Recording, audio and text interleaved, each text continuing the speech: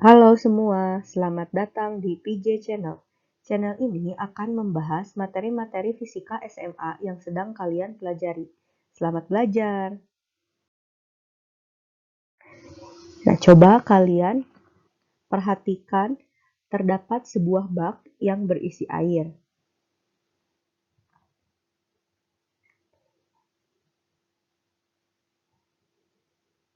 Nah, sekarang kalian coba perhatikan juga air yang mengalir dari keran. Kira-kira adakah perbedaan dari kedua air tersebut? Iya, benar. Air yang berada di dalam gelas tidak bergerak atau diam, sedangkan air yang berasal dari keran mengalir. Air termasuk ke dalam jenis fluida karena air dapat mengalir. Dengan demikian, fluida adalah zat yang dapat mengalir, contohnya air dan gas. Terdapat dua jenis fluida, yaitu fluida statis, yaitu fluida yang diam atau jarak antar partikelnya tidak berubah, dan yang kedua adalah fluida dinamis, yaitu fluida yang dalam keadaan bergerak atau mengalir. Kali ini kita akan belajar mengenai fluida statis. Sebelum membahas lebih dalam mengenai fluida, kita akan membahas mengenai tekanan pada berbagai jenis zat. Pernah nggak kalian menggunakan sepatu high heels, kemudian kalian berjalan menggunakan heel tersebut pada lapangan yang basah? Kira-kira apa yang akan terjadi? Benar, heelsnya akan tertancap masuk ke dalam tanah. Nah, sekarang coba kita berjalan di lapangan yang sama dengan menggunakan flat shoes. Apakah kedalaman tanah yang kita injak oleh flat shoes akan sama dalamnya dengan tekanan yang diinjak oleh heels? Ternyata tidak. Terdapat perbedaan kedalaman tanah. Hal tersebut karena terdapat perbedaan luas permukaan antara flat shoes dan heels. Dengan demikian, semakin kecil luas permukaan, semakin dalam lubang panah tanah, maka semakin besar juga tekanan yang diterima oleh tanah. Pada zat padat, yaitu gaya yang bekerja per satuan luas, atau secara matematis dapat dituliskan P sama dengan F per A, dengan P adalah tekanan, F adalah gaya, dan A adalah luas permukaan. Selanjutnya, terdapat sebuah botol yang diberi 3 buah lubang dengan jarak yang berbeda-beda dari dasar lubang. Kemudian, lubang tersebut ditutup dengan selotip. Setelah itu, botol diisi penuh dengan air. Nah, sekarang kita buka secara bersamaan ketiga lubang tersebut. Kira-kira apa yang akan terjadi ketika lubang dibuka secara bersama-sama? Ya, benar. Air yang terdapat dalam botol akan mengalir keluar dengan jarak pancar yang berbeda-beda. Kira-kira kenapa jarak pancar air berbeda-beda? Itu karena terdapat perbedaan tekanan pada setiap lubang. Sekarang, jika jarak pancar air mewakili besarnya tekanan yang bekerja pada setiap lubang, bagaimana besar tekanan pada masing-masing lubang?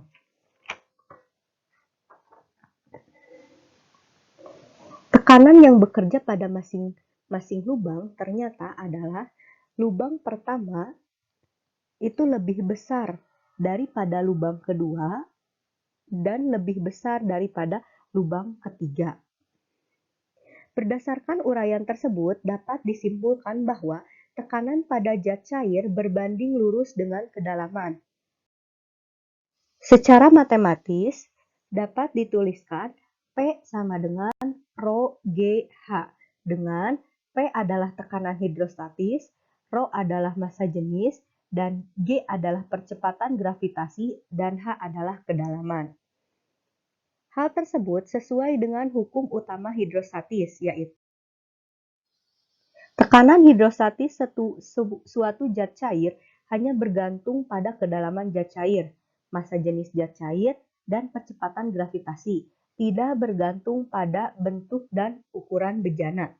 Untuk lebih memahami hukum utama hidrostatis, perhatikan simulasi berikut. Nah, pada simulasi ini kalian bisa akses pada pet simulation dengan alamat yang sudah tertera pada layar. Nah, di simulasi ini terdapat sebuah wadah yang memiliki bentuk yang berbeda-beda, yang berisi air dengan kedalaman yang berbeda-beda. Kita lihat, di yang sebelah kiri itu bentuknya lebih kecil daripada yang di sebelah kanan. Tapi ketika kita menempatkan alat pengukur tekanan, itu nilainya sama. Sekalipun kita lihat yang sebelah kanan itu lebih besar. Tapi ketika pada titik yang sama, itu tekanannya akan sama. Dan semakin dalam, tekanannya akan semakin besar. Kita coba lihat lagi. Nah, kita lihat yang kedua, di garis yang kedua itu tetap sama, 114 kilopascal. Dan kita coba lebih dalam lagi. Ternyata itu ketika lebih dalam 123 kilopascal.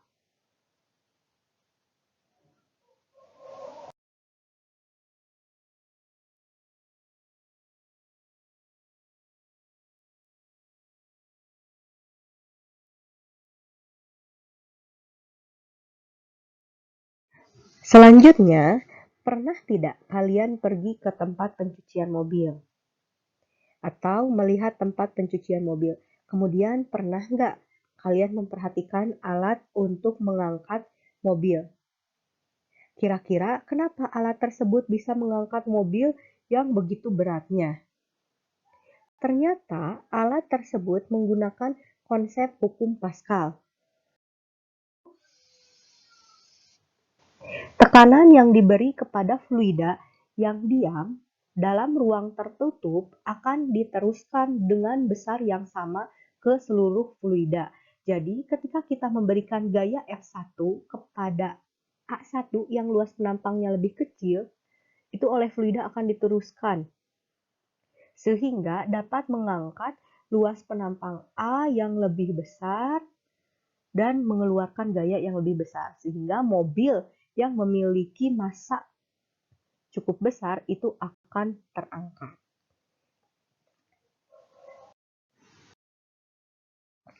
Secara matematis dapat dituliskan bahwa tekanan di penampang A itu akan sama dengan tekanan pada penampang yang kedua, yang A1 dan A2, maka P1 akan sama dengan P2. Sehingga F1 per A1 sama dengan F2 per A2, dengan P adalah tekanan, F adalah gaya pada masing-masing penampang, dan A adalah luas penampang pada masing-masing bejana. Sekarang, pernah nggak kalian menggendong seseorang di dalam air? Kenapa terasa lebih ringan daripada ketika kalian menggendongnya di darat? Nah, untuk menjawab hal tersebut, mari kita perhatikan simulasi berikut ini. Nah, pada simulasi ini terdapat sebuah bata, animasi bata, yang ketika kita timbang menunjukkan 49 Newton ketika di darat, dan ternyata ketika kita timbang di air, itu timbangannya menunjukkan 24,50 Newton. Begitu, kira-kira kenapa bisa seperti itu? Bisa terjadi perbedaan massa ketika ditimbang di darat dan di air. Berdasarkan fenomena tersebut menunjukkan bahwa terdapat sebuah gaya yang membantu mendorong atau mengangkat benda ke atas, sehingga berat benda seolah-olah menjadi lebih ringan. Gaya tersebut disebut sebagai gaya apung. Hal ini sesuai dengan hukum Archimedes bahwa Jika suatu benda dicelupkan ke dalam zat cair, sebagian atau seluruhnya, benda tersebut akan menerima gaya ke atas sebesar zat cair yang dipindahkan oleh benda tersebut. Secara matematis, sebagai FA sama dengan Rho G Pi C, dengan FA adalah gaya apung, Rho adalah massa jenis zat cair, G adalah percepatan gravitasi, dan Pi C adalah volume benda yang tercelup. Ketika sebuah benda dicelupkan ke dalam air, terdapat 3 buah kondisi, yaitu melayang, tenggelam. Nah, untuk memahami hal tersebut, mari kita simak simulasi berikut ini.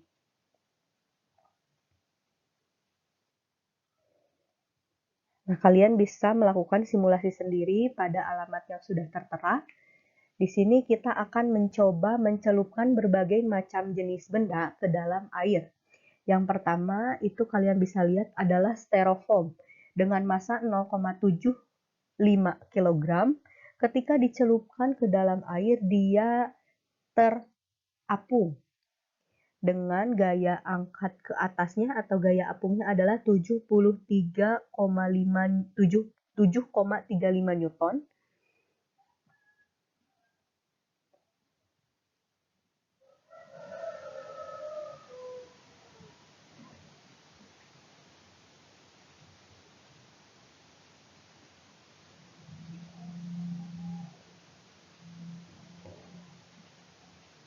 Nah, kemudian kita ganti lagi. Yang kedua adalah kayu. Kayu yang memiliki massa 2 kg. Ternyata ketika kayu terdapat perbedaan volume benda yang tercelupnya berbeda daripada styrofoam. Kayu sekarang lebih banyak. Nah, yang ketiga adalah es. Ternyata es lebih ke dalam lagi ya. Lebih banyak volume benda yang tercelupnya, volume es yang tercelupnya. Begitu. Untuk gaya-gayanya, gaya apung, gaya gravitasi, dan masanya kalian bisa lihat pada layar. Kemudian yang selanjutnya adalah bata. Ternyata bata ketika kita masukkan itu tenggelam. Seluruh volume bata itu masuk ke dalam air.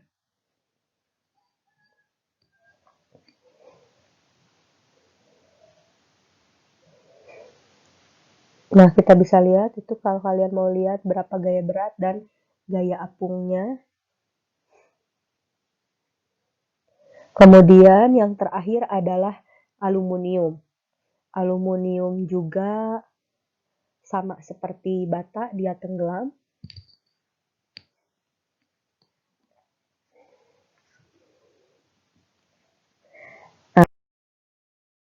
Simulasi tersebut dapat disimpulkan bahwa ketika suatu benda mengapung, maka gaya apung itu lebih besar daripada berat bendanya. Kemudian ketika benda melayang, yaitu ketika gaya apung sama dengan gaya beratnya. Dan yang terakhir, benda tenggelam, itu ternyata gaya beratnya itu lebih besar daripada gaya apung. Sekarang mari kita coba perhatikan gambar sebuah gelas ukur yang berisi cairan. Sekarang kita akan mencari tekanan pada titik A yang berada sejauh H dari permukaan. Nah, tekanan yang dialami titik A karena dia berada sejauh H dari permukaan, itu berarti tekanan hidrostatisnya pH sama dengan Rho GH. Nah, apakah udara yang ada di sekitar itu tidak menekan air? Ternyata udara di sekitar juga menekan air, sehingga kita harus tinjau tekanan udaranya berapa. Dan tekanan total yang dialami di titik A itu ada dari tekanan udara luar yang kita simbolkan sebagai V0 dan tekanan hidrostatis yaitu yang Rho GH. Dengan PA adalah tekanan pada titik A, P0 adalah tekanan udara luar, dan rho GH adalah tekanan hidrostatisnya. Nah, P0 itu berapa sih nilainya? Tekanan udara luar itu berapa nilainya? Nah, tekanan udara luar itu biasanya disebut sebagai 1 atmosfer atau 76 cm Hg. Hg itu adalah raksa. Berapa sebetulnya nilainya? Nah, 1 atmosfer ini kita bisa cari dengan menggunakan massa jenis raksa, yaitu 13,6 kali 10 pangkat 3 dikalikan dengan gravitasinya 9,8 dan H-nya yaitu 76 cm atau 0,76 meter. Sehingga diperoleh 1,013 kali 10 pangkat 5 Newton per meter kuadrat. Ini disebut sebagai 1 atmosfer. Kalau satuannya Newton per meter kuadrat, maka 1 kali 10 pangkat 5.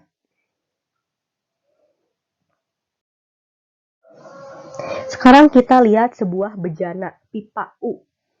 Pipa U yang diisi dengan air. Nah, ada titik A yang memiliki kedalaman H1, kemudian titik B, ini antara A dan B itu setimbang. Maka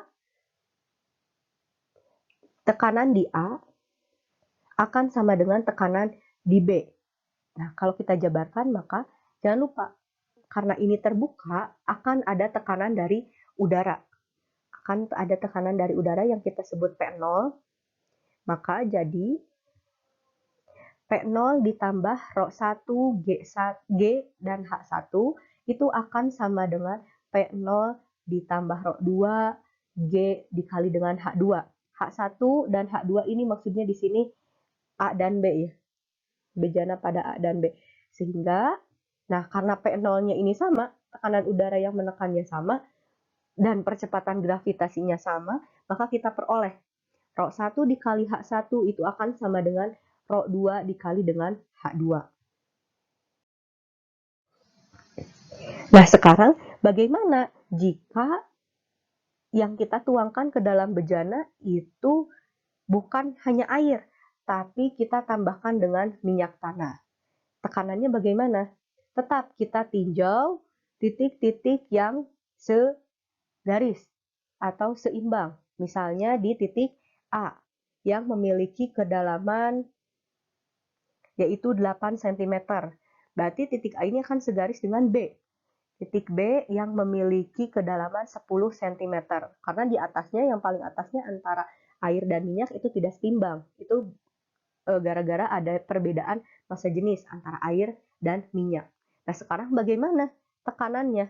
Tetap P di A itu akan sama dengan P di B. Maka P0 ditambah rho A G dikali HA itu sama dengan P0 ditambah rho minyak dikali G dikali dengan H minyak. Maka kita peroleh rho air dikali dengan H air itu akan sama dengan rho minyak dikali dengan H minyak.